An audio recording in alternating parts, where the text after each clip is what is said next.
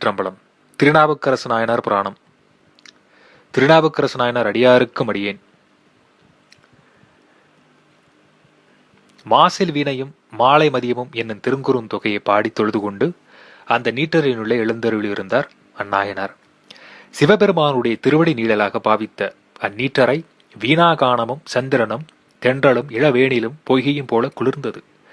7 நாட்கள் சென்றபின் பல்லவராஜன் சமணர்களை அழைத்து நீட்டரை திறந்து பாருங்கள் என்று சொல்ல, அவர்கள் நீட்டரை திறந்து நாயனார் யாதொரு ஊனமும் இன்றி களிப்புற்று இருத்தலை கண்டு ஆச்சரியமடைந்து அரசனிடத்தில் சென்று, அவன் முன்னே நம்முடைய சமயத்தில் இருந்து செய்த மந்திர சாதகத்தினாலே வேவாமல் பிழைத்துக் கொண்டான், இனி அவனுக்கு நஞ்சு ஊட்டுவதே தகும் என்றார்கள். அரசன் அப்படி செய்யுங்கள் என்று சொல்ல, அவர்கள் நாயனாருக்கு நஞ்சு கலந்த பால் சொற்றை உண்ண கொடுத்தார்கள். நாயனார் அவர்களுடைய வஞ்சனை அறிந்து நஞ்சும் அமுதாம் என்று நஞ்சு கலந்த அந்த பால் சொற்றை உண்டு இருந்தார்.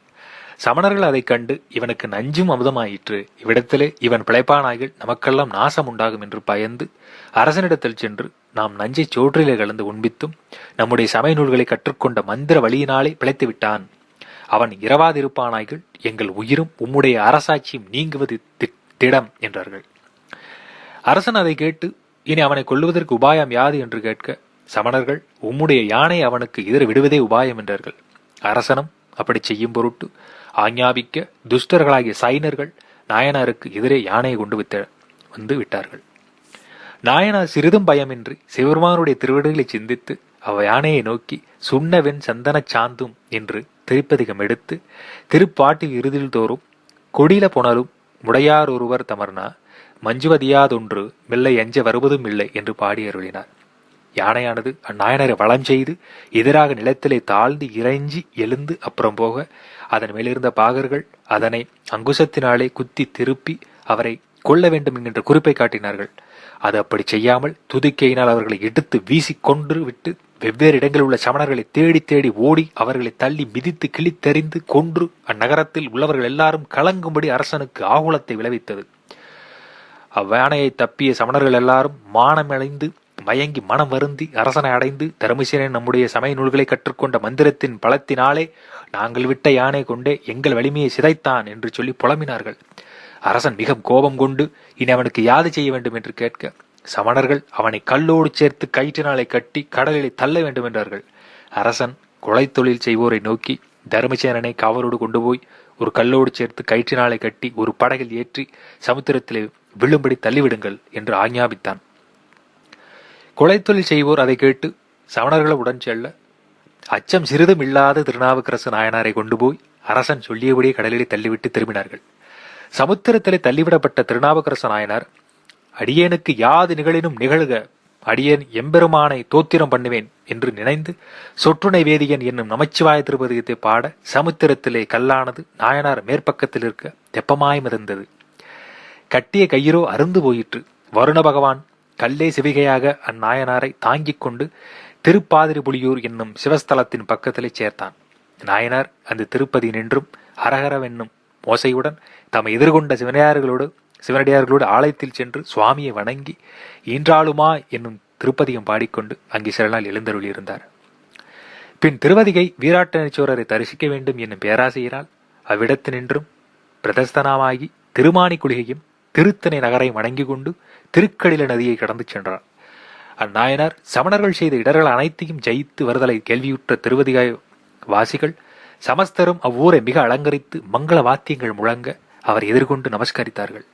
விபூதியை உத்தூரணம் செய்த திருவேணியையும் தாழ்வடத்தையும் சிவருடைய திருவடிகளை மறவாத சிந்தனையும் ஆனந்த பாஷ்யம் பொழிகின்ற கண்களையும் திருப்பதிகங்கள் தோன்றுகின்ற திருவாயமுடைய நாயனார் தம்மை எதிர்கொண்ட சனங்களோடு ஆலயத்திற்கு சென்று சுவாமியை வணங்கி வெறிவிரவு கோவிலம் என்னும் ஏழை திருத்தாண்டகத்தை எடுத்து ஏழையே நான் பண்டிகழ்ந்தவாறே என்று பாடினார். நாயனார் வீராட்டேஸ்வரர் மேலே பின்னும் பல திருப்பதிகளை பாடி பணி செய்து கொண்டிருக்கும் நாளிலே சமணர்களுடைய துர்போதனைக்கு இசைந்து தீங்கு செய்து கொண்டிருந்த பல்லவராஜன் அத்திருவதிகளை வந்து நாயனாரை வணங்கி சைவ சமயத்தில் பிரவேசித்தான்.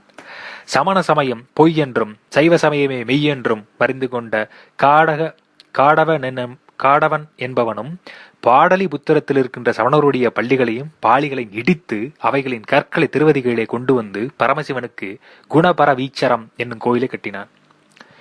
அந்நாட்களிலே திருநாவுக்கரசு நாயனார் சிவஸ்தலங்கள் பலவற்றிற்கும் சென்று சுவாமி தரிசனம் செய்து திருப்பதிகம் பாட விரும்பி அவ்விடத்தினின்று நீங்கி திருவெண்ணைநல்லூர், திருவாமாத்தூர், திருக்கோவலூர் முதலிய திருப்பதிகளை வணங்கி பதிகம் பாடிக்கொண்டு பெண்ணாடகத்திற் சென்று திருந்தூங்கானை மாடம் என்னும் ஆலயத்தில் பிரவேசித்து சுவாமியை வணங்கி, சுவாமி, அடியேன் இழிவினையுடைய சமண சமய தொடக்கொண்டு வருந்திய இத்தேகத்துடனே உயிர் வாழ்தற்கு அறியேன். அடியேன் தரிக்கும் பொருட்டு தேவருடைய லட்சணமாகிய சூலத்தையும் இடபத்தையும் அடியேன் மேற் பொறித்தருள வேண்டும் என்னும் கருத்தால் பொன்னார் திருவடிக்கு ஒன்று உண்டு விண்ணப்பம் என்னும் திருப்பதியும் பாடினார். உடனே பரமசிவனுடைய திருவடியினால் ஒரு சிவபூதம் மற்றொருக்கு தெரியாதபடி அவ்வாகீசாரையுடைய திருத்தோளிலே சூளக்குறியையும் இடபக்குறியும் பொறித்தது. நாயனார் தம்முடைய திருத்தோளிலே பொறிக்கப்பட்ட லட்சணைகளைக் கண்டு மனமகிழ்ந்து திருவுரலை நினைத்து கண்ணீர் சொரிய விழுந்து நமஸ்கரித்து எழுந்தார். அவர் அந்த ஸ்தலத்தில் இருக்கின்ற நாளிலே திருவரந்துறைக்கும் திருமுதுகுன்றுக்கும் போய் சுவாமி தரிசனம் செய்து திருப்பதிகம் பாடி கிழக்கே நிவாக்கரையின் வழியாக நடந்து சிதம்பரத்திலே சென்று கனக சபையிலே ஆனந்த தாண்டவம் செய்தருளுகின்ற சபாநாயகரை தரிசித்து விழுந்து நமஸ்கரித்து எழுந்து 2 கைகளை சிரசின் மேலே குவிய 2 கண்ணினின்றும் ஆனந்த பாஷ்பம் சொரிய அக்னீர் இடப்பட்ட வெண்ணெய் போல மனம் கசிந்துருக என்று வந்தாய் என்னும் திருக்குறிப்போடு நிறுத்தம் செய்கின்ற சுவாமியுடைய திருநயனத்தினின்று பொழிகின்ற திருவருளால் ஆகிய ஆனந்த மேலிட்டினாலே கருணட்ட கண்டனை என்னும் திருவிருத்தமும் பத்தனாய் பாடமாட்டேன் என்னும் திருநேரிசையும் பாடினார். அவர் சுவாமி தரிசனம் பண்ணி திருக்கோயிற்றிரு முற்றத்தினும் திருவீதிகளினும் உளவார பணி செய்து கொண்டு சில நாள் அங்கே எழுந்தருளியிருந்தார். அப்பொழுது அன்னம்பாளிக்கும் தில்லை சிற்றம்பலம் என்னும் திருக்குறுந்தொகை பாடினார். பின் திருவேட்களத்துக்கு சென்று சுவாமி தரிசனம் செய்து திருப்பதிகம் பாடி திருக்களிப்பாலை அடைந்து சுவாமி தரிசனம் செய்து திருப்பதிகங்கள் பாடிக்கொண்டு சில நாள் அங்கே இருந்தார்.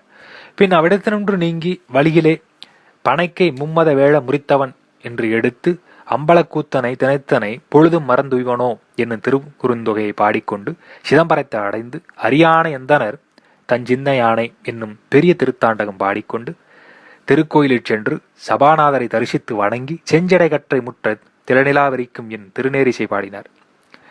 திருநாவுக்கரசு நாயனார் அங்கே பாடன்றும் உளவாரத் தொண்டும் செய்து கொண்டிருந்த நாளிலே ஒரு நாள் சீர்காழியிலே பரமசிவனது திருவருடினால் உமாதேவியார் ஞானப்பாலை ஊட்ட உண்டு வேதார்த்தங்களை தமிழிலே தேவாரமாக பாடியருளுகின்ற திருஞான சம்பந்த மூர்த்தி நாயனாருடைய மகிமையை அடியார்கள் சொல்ல கேள்வியுற்று அவருடைய திருவடிகளை வணங்கல் வேண்டும் என்னும் ஆசை மிகுதியினால் சபாநாயகரை தொழுது அனுமதி பெற்று கொண்டு புறப்பட்டு திருவீதியிலே அங்க பிரதட்சணம் செய்து அத்திருப்பதியின் எல்லையை கடந்து திருநாரையூரை பணிந்து பாடி சீர்காழிக்கு சமீபித்தார்.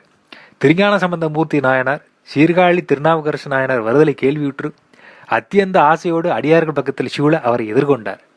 திருநாவுக்கரசு நாயனார் திருஞான சம்பந்த மூர்த்தி நாயனாருடைய திருவடிகளிலே விழுந்து நமஸ்கரிக்க அவர் தம்முடைய திருக்கரங்களால் இவருடைய திருக்கரங்களை பிடித்து எடுத்து தாமும் அஞ்சலி செய்து அப்பரே என்றார்.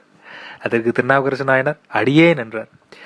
அவ்விருவரும் தாங்கள் ஒருவரை ஒருவர் காணப்பெற்றதனால் மிக மனமகிழ்ந்து ஆலயத்து சென்று சுவாமி வளம் கொண்டு நமஸ்கரித்து எழுந்தார்கள். திருஞான சம்பந்த மூர்த்தி நாயனார் அப்பமூர்த்தியை நோக்கி அப்பரே உம்முடைய சுவாமியை பாடும் என்று சொல்ல இவர் திருப்பதிகம் பாடி திருஞான சம்பந்த மூர்த்தி நாயனவருடைய திருமணத்தில் சென்று அவரோடு அளவலாவி பல நாள் இருந்தார். திருச்சிற்றம்பலம், தில்லையம்பலம், சிறுசபேசா, சிவசிதம்பரம்.